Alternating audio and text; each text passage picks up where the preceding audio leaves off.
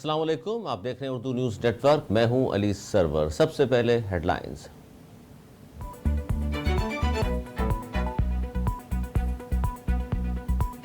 وفاقی وزیر خزانہ اسحاق ڈار کا کہنا ہے کہ بہت مشکل اصلاحات ہو چکی ہیں اور IMF معاہدے کی تاخیر میں کوئی تکنیکی وجہ نہیں ہے۔ اسلام آباد میں میڈیا سے گفتگو کرتے ہوئے اسحاق ڈار نے کہا کہ ملک میں سیاسی عدم استحکام سب سے زیادہ نقصان دہ چیز ہے۔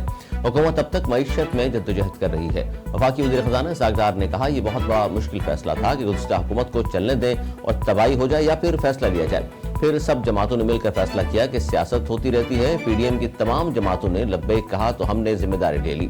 پہلے 1998، پھر 2013 اور آج پھر ملک کو ہماری ضرورت ہے۔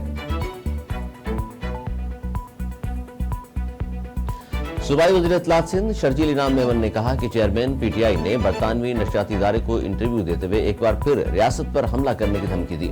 چیئرمین PTI نے پھر دہرایا کہ اگر انہیں گرفتار کیا گیا تو 9 مئی جیسے ریئیکشن پھر ہوگا۔ وزیر اطلاعات سندھ شرجیل انعام میمن نے کراچی میں پریس کانفرنس کرتے ہوئے کہا کہ چیئرمین PTI کو نیب نے کرپشن کیس میں گرفتار کیا اور انہوں نے ریاست پر حملہ کیا۔ گزشتہ روز برطانوی نشریاتی ادارے کو انٹرویو دیتے ہوئے چیئرمین PTI نے ایک بار پھر ریاست پر حملہ کرنے کی دھمکی دی۔ کہا اگر انہیں گرفتار کیا گیا تو 9 مئی جیسے واقعات پھر ہوں گے۔ انہوں نے جلاؤ گھیراؤ کرنے والے ورکر سے لا تعلقی کا بھی اعلان کیا۔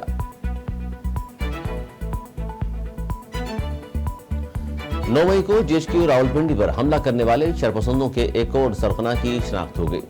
شرپسند سرغنہ کا نام میاں عاطف محمود قریشی ہے، جس نے ریاست مخالف نعروں اور توڑ پھوڑ میں بھی مرکزی کردار ادا کیا۔ میاں عاطف محمود قریشی PTI کا نائب صدر، محلہ قریشیاں سیام راولپنڈی کا رہائشی ہے۔ میاں عاطف محمود نے GHQ حملے پر بھرپور انداز میں حصہ لیا۔ شرپسند سرغنہ نے پیٹرول بم بنا کر GHQ کے مرکزی دروازے کی طرف پھینکے، فوجی املاک کو نقصان پہنچانے۔ GHQ پر حملہ اور فوج مخالف نعرے بازی پر عاطف محمود کے خلاف قانون حرکت میں آیا ہے۔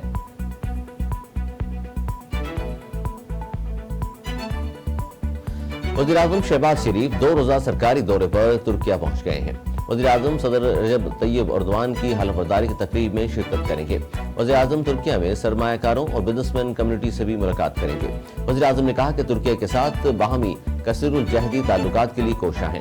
وزیراعظم کے وفد میں وزیر اطلاعات مریم اورنگزیب اور معاون خصوصی طارق فاطمی بھی شریک ہیں۔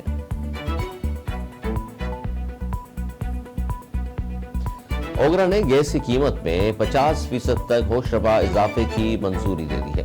Oil and gas regulatory authority OGRA نے گیس کمپنیوں کی آمدن بڑھانے کے لیے قیمت میں 50% تک اضافے کی منظوری دے دی ہے۔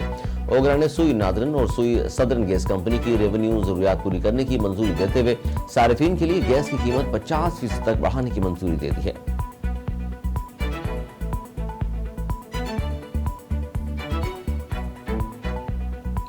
اور عدالت نے خیر پختونخوا اسمبلی کے سابق ڈپٹی اسپیکر محمود جان کو جسمانی ریمانڈ پر پولیس کے حوالے کر دیا۔ پولیس نے سابق ڈپٹی اسپیکر خیر پختونخوا اسمبلی محمود جان، ان کے بھائی احتشام خان اور چچا کو عدالت پیش کیا، جہاں پولیس کی جانب سے ملزمان کے جسمانی ریمانڈ کی استدعا کی گئی۔ جوڈیشل مجسٹریٹ محمد طیب نے پولیس کی استدعا منظور کرتے ہوئے ملزمان کا جسمانی ریمانڈ منظور کر لیا اور تینوں ملزمان کو 1 روزہ جسمانی ریمانڈ پر پولیس کے حوالے کر دیا۔